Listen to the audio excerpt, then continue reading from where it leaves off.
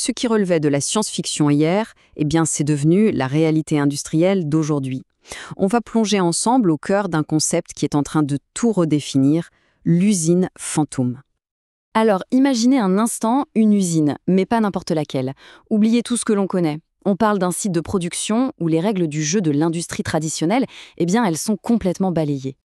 Voilà, c'est ça, les 3 points clés. D'abord, une production qui ne s'arrête jamais, 24 heures sur 24.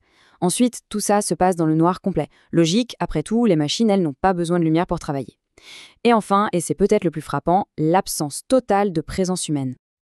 Alors, science-fiction, on pourrait le croire, hein, mais non, pas du tout. Ce concept a un nom bien réel, l'usine fantôme, ou comme on dit en anglais, la Dark Factory. Et ce n'est pas pour demain, c'est une révolution qui est déjà en marche. Allez, on attaque la première partie. Une usine sans humain, on va voir ce que c'est exactement et quels sont les enjeux.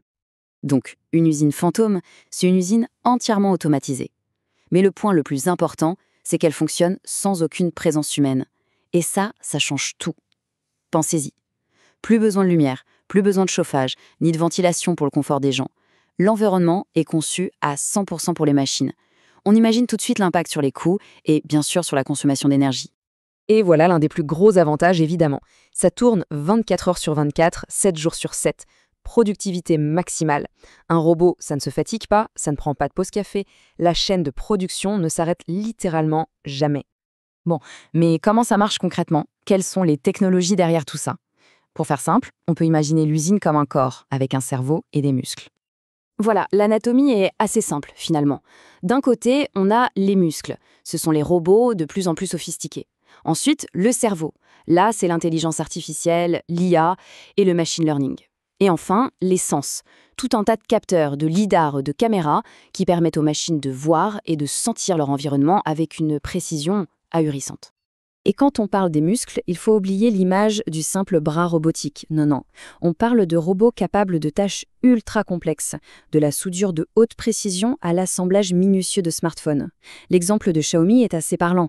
Ils ont des lignes de production qui sont, complètement robotisées, zéro intervention humaine.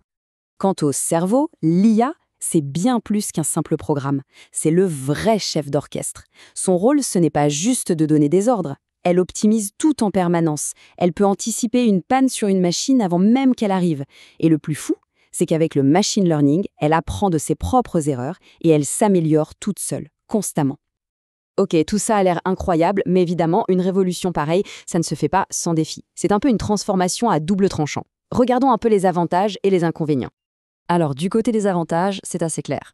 Une productivité qui explose, des coûts d'opération qui baissent, beaucoup moins d'erreurs humaines et bien sûr une sécurité améliorée pour les travailleurs.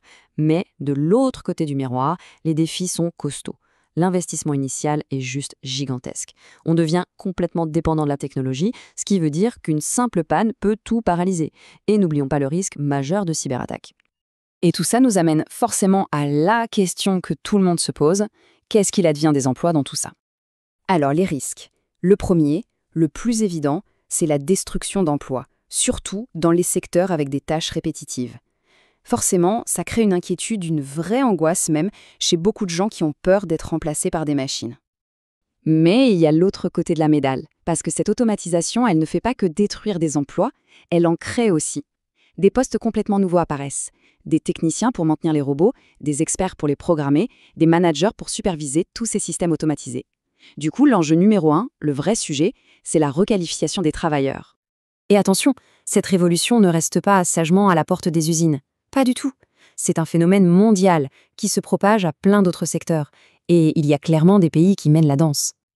En tête de file, on trouve la Chine. C'est assez logique. Les salaires augmentent là-bas et pour rester compétitive, la Chine mise tout sur l'automatisation massive. On parle d'investissements colossaux qui sont en train de remodeler toute son économie pour qu'elle reste en quelque sorte l'usine du monde. Et comme on le disait, ça dépasse de loin les usines. L'automatisation s'étend partout. On a maintenant des ports fantômes, comme celui de Qingdao, où des grues et des véhicules autonomes gèrent les conteneurs. Dans le bâtiment, des robots s'occupent des tâches les plus dangereuses. Et même dans l'agriculture, c'est vraiment toute la structure de nos économies qui est touchée. Ce qui nous ramène à la question de fond, dans tout ça, quelle est la place de l'humain ? Eh bien, il semblerait que l'avenir ne soit pas un combat entre l'humain et le robot. L'idée, c'est plutôt de se diriger vers une nouvelle ère de collaboration. Le vrai défi, c'est de réinventer le travail, pour que l'intelligence humaine et l'intelligence artificielle puissent travailler main dans la main. Cette phrase résume tout en fait. L'industrie de demain sera celle qui saura combiner l'intelligence artificielle et l'intelligence humaine. Le succès, ce ne sera pas juste de remplacer les humains par des machines, mais bien de créer une synergie entre les deux pour innover. La question reste ouverte, bien sûr. Si les machines gèrent la production pure et dure, quel sera le rôle de l'être humain? Celui de superviseur, de stratège, de créateur, ou peut-être un rôle qu'on n'a même pas encore imaginé. Ce qui est sûr, c'est que ça nous force à redéfinir en profondeur ce que signifie le mot « travailler ».